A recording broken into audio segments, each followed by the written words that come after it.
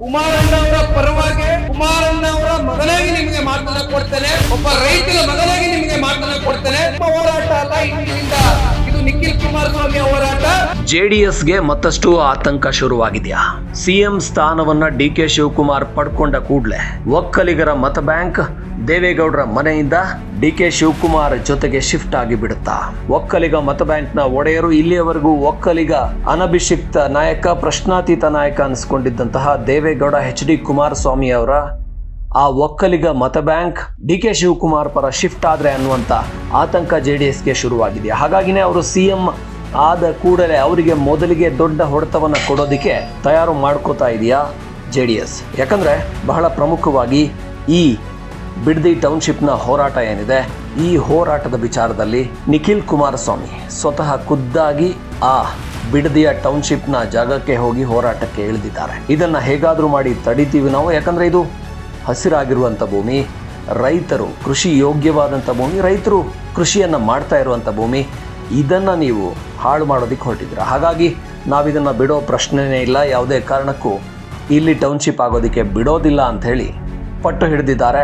ಇದು DK Shivakumar CM ಆದ ಆರಂಭದಲ್ಲೇ ಅವರಿಗೊಂದು ಕಾನೂನಾತ್ಮಕ ಹಿನ್ನಡೆ, ಜೊತೆಗೆ ಅವರು ರೈತ ವಿರೋಧಿ ಅನ್ನುವಂಥ ಹಣೆಪಟ್ಟಿಯನ್ನು ಕಟ್ಟಿ ಅವರಿಗೆ ಆರಂಭದಲ್ಲೇ ದೊಡ್ಡ ಹೊಡೆತವನ್ನು ಕೊಡೋದಕ್ಕೆ JDS ಮುಂದಾಗಿರೋ ಹಾಗಿದೆ. ಇದರ ಹಿಂದೆ ಒಕ್ಕಲಿಗ ಮತ ಬ್ಯಾಂಕ್ ಎಲ್ಲಿ ಶಿಫ್ಟ್ ಆಗಿಬಿಡುತ್ತೋ ಡಿಕೆ ಶಿವಕುಮಾರ್ ಕಡೆಗೆ ಅನ್ನುವಂಥ ಆತಂಕ ಕೂಡ ಇದ್ದ ಹಾಗೆ ಕಾಣಿಸ್ತಾ ಇದೆ. ಸರ್ಕಾರ ಯಾವ ರೀತಿ ಇದನ್ನ ವಾಪಸ್ ಹಿಂಪಡ್ಕೊಳ್ತಾರೆ ಏನೋ ಅಂತಕ್ಕಂಥದ್ದು ಬಹುಶಃ ನಮಗೂ ಅದ್ರ ಬಗ್ಗೆ ವಿಶ್ವಾಸ ಇಲ್ಲ, ತಮ್ಗಳಿಗೂ ಆ ವಿಶ್ವಾಸ ಕಳ್ಕೊಂಡಾಗಿದೆ. ಆದ್ರೆ ಕಾನೂನಿನ ಅಡಿಯಲ್ಲಿ ಕಾನೂನಾತ್ಮಕವಾಗಿ ನಮ್ಗೆ ಇರ್ತಕ್ಕಂಥ, ಸಂವಿಧಾನದ ಅಡಿಯಲ್ಲಿ ನಮ್ಗಿರ್ತಕ್ಕಂಥ ಒಂದು ಹೋರಾಟದ ಕಿಚ್ಚನ್ನ ದಯವಿಟ್ಟು ನಾವು ಯಾರು ಕೂಡ ಬಿಟ್ಕೊಡ್ತಕ್ಕಂಥದ್ದು ಬೇಡ. ಕಾರಣ ಈಗಾಗಲೇ ಎಲ್ಲ ಕಡೆ ಒಂದ್ ಮಾತನ್ನ ಹೇಳ್ಕೊಂಡು ಬರ್ತಾ ಇದ್ದಾರೆ. ನನಗ್ ಗೊತ್ತಿಲ್ಲ, ನಾನು ಮಂಜಣ್ಣ ಅವ್ರು ಕೇಳಿದೆ, ಮಂಜಣ್ಣ 26 ಗ್ರಾಮಗಳಲ್ಲಿ ಎಷ್ಟು ಜನ ಅಕ್ವಿಸಿಷನ್ ಆಫೀಸರ್ಗಳು ಬಂದು, ಜಿಲ್ಲಾಡಳಿತ ಬಂದು, ಜಿಲ್ಲಾಧಿಕಾರಿಗಳು ಬಂದು ನಿಮ್ ಭೂಮಿಯನ್ನ ರೈತರು ಕೊಡ್ತಕ್ಕಂಥದಕ್ಕೆ ಸಿದ್ಧ ಇದ್ದೇವೆ ಅಂತಕ್ಕಂಥ ಪ್ರಶ್ನೆಯನ್ನ ಯಾರಾದ್ರೂ ಮಾಡಿದ್ದಾರಾ? ಯಾರಾದ್ರೂ ತಮ್ಮ ಗ್ರಾಮಗಳಿಗೆ ಬಂದಿದ್ದಾರಾ? ಒಂದ್ ಕಡೆ ನಾನು ಹೇಳ್ಬಾರ್ದು, ಯಾಕಂದ್ರೆ ನಾನು ರಾಜಕಾರಣ ಮಾಡಕ್ ಬಂದಿಲ್ಲ. ಇಲ್ಲಿ ರೈತರೇ ಇಲ್ಲ, ಇಲ್ಲಿ ಯಾರು ವ್ಯವಸಾಯವೇ ಮಾಡ್ತಾ ಇಲ್ಲ ಅಂತಾರೆ. ನಾನು ಅಭಿನಂದನೆ ಸಲ್ಲಿಸಬೇಕು. ಒಂದ್ ಯಾವ್ದೋ ಯೂಟ್ಯೂಬ್ ಚಾನೆಲ್ ಅಲ್ಲಿ ನಾನು ನೋಡಿದೆ, ಒಂದು ಹೆಲಿಕ್ಯಾಮ್ ಶಾಟ್ ನ ಕೊಟ್ಟಿದ್ದಾರೆ. ಒಂದು ಮೇಲ್ಗಡೆಯಿಂದ ಕ್ಯಾಮ್ರಾ ಬಿಟ್ಟು ಸಂಪೂರ್ಣವಾಗಿ 9600 ಎಕರೆ ಯಾವ ಒಂದು ಹಸಿರು ಕ್ರಾಂತಿಯನ್ನ ಕಾಣ್ಲಿಕ್ಕೆ ಸಾಧ್ಯ ಆಗ್ತಾ ಇದೆ. ಅದು ತೆಂಗಿರ್ಬೋದು, ಮಾವಿರ್ಬೋದು, ರೇಷ್ಮೆ ಇರ್ಬೋದು, ತರಕಾರಿ ಬೆಳಿತಕ್ಕಂಥದ್ದು ಇರ್ಬೋದು, ಹಣ್ಣು ಹಂಪಲು ಹೂ ಬೆಳಿತಕ್ಕಂಥದ್ದು ಇರ್ಬೋದು. ಆ ಮೇಲ್ಗಡೆಯಿಂದ ಆ ಡ್ರೋನ್ ಶಾಟ್ ಅಲ್ಲಿ ಒಂದು ಕವರ್ ಮಾಡಿದ್ದಾರೆ.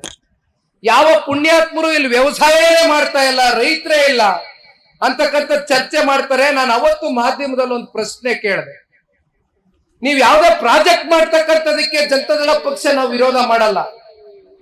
ಆದ್ರೆ ನೀವ್ ಯಾವ್ದೋ ಪ್ರಾಜೆಕ್ಟ್ ಮಾಡಬೇಕಾದ್ರೆ ಯಾವ ಬಂಜರ್ ಭೂಮಿ, ವ್ಯವಸಾಯ ಮಾಡ್ತಕ್ಕಂಥದಕ್ಕೆ ಯೋಗ್ಯ ಇಲ್ಲದೆ ಇರ್ತಕ್ಕಂಥ ಒಂದು ಭೂಮಿಯನ್ನ ಗಮನಿಸಿ, ಅದು ಬಿಟ್ಬಿಟ್ಟು ಇಲ್ಲಿ ನೀರಾವರಿ ಇರ್ತಕ್ಕಂಥ ಪ್ರದೇಶ, ಹಸಿರು ಕ್ರಾಂತಿ ಇರ್ತಕ್ಕಂಥ ನಮ್ಮ ಜಿಲ್ಲೆಯಲ್ಲಿ, ನಮ್ಮ ತಾಲೂಕುಗಳಲ್ಲಿ ಬಂದು ಕೈ ಹಾಕಿ ಇವತ್ತು ನಮ್ಮ ರೈತರನ್ನ ಒಕ್ಲೆಬ್ಸ್ತಕ್ಕಂಥ ವಿಚಾರ ಇದೆಯಲ್ಲ, ಇದನ್ನ ಯಾವ ಕಾರಣಕ್ಕೂ ಕೂಡ ನಾವು ಕುತ್ಕೊಳ್ತಕ್ಕಂಥ ಪ್ರಶ್ನೆ ಇಲ್ಲ.